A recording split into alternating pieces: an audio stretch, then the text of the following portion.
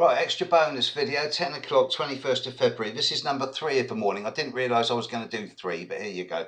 I've just looked at all the comments that I've received in the last 24 hours, and there's 2 or 3 things that I want to come back to in terms of feedback, okay? Firstly, last night, yes, that was Spica, right next to Mars. And anyone who's currently looking in the sky at the moment and seeing Mars,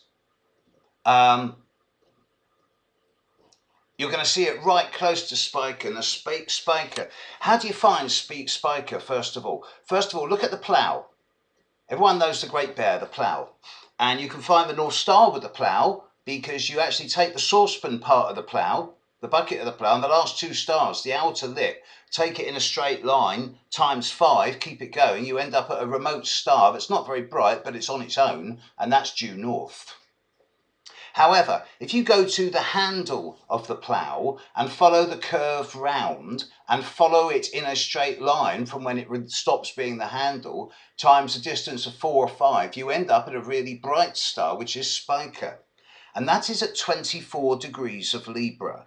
Now, the ancients used to attribute Spica as being the psychic star. Now, there's a lot of talk about how the Hellenistic Greeks and Romans, and particularly the Arabs, attributed stars to certain qualities. For example, 29 degrees Leo, the emperor, the ruler; 29 degrees Taurus, the mystic, but also issues around blindness with the Pleiades; 24 degrees Libra, with Spica, with the intuitive and the psychic; 13 degrees of Cancer with Sirius, with the all-knowing; and various others, some which are very blessed and some which are allegedly fated.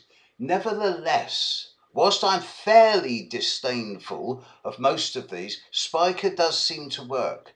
And anyone with a strong personal planet around 24 degrees of Libra, well, there's always going to be a slightly stronger potential than average for them to develop what I see as a very powerful internal knowing, internal learning, intuition.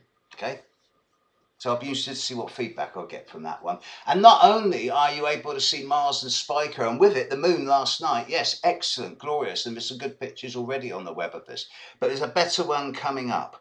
And that is that on the, is it the 27th or the 28th? One of these, I think it's the 28th. It might be the 27th. You'll have to keep an eye open. I'll let you know nearer the time. Early in the morning, you'll see a crescent moon rise with the planet Venus right on the tip of the moon, right on the horn of the moon. And it's going to be pretty spectacular. And it's going to be around dawn. I think it's the 27th or the 28th. I'll let you know in advance. And one last point.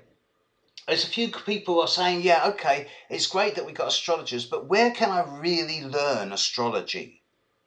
You can go to big schools where you can spend 7 years. You can do 2-year courses, which will also give you a concentrated training intense. You can do maverick courses, which last 4 weekends and give you a certificate and Or you can do what I do, which is teach yourself. In that context, one of my best friends, a woman whom I did the master's degree in cultural astronomy and astrology, has written what I consider to be the best book ever written so far on basic astrology and how to understand it and use it at a day-by-day level. So this is it. It's called Astrology Decoded. It's published in 2013 and it's by Sue Merlin Fairbrother.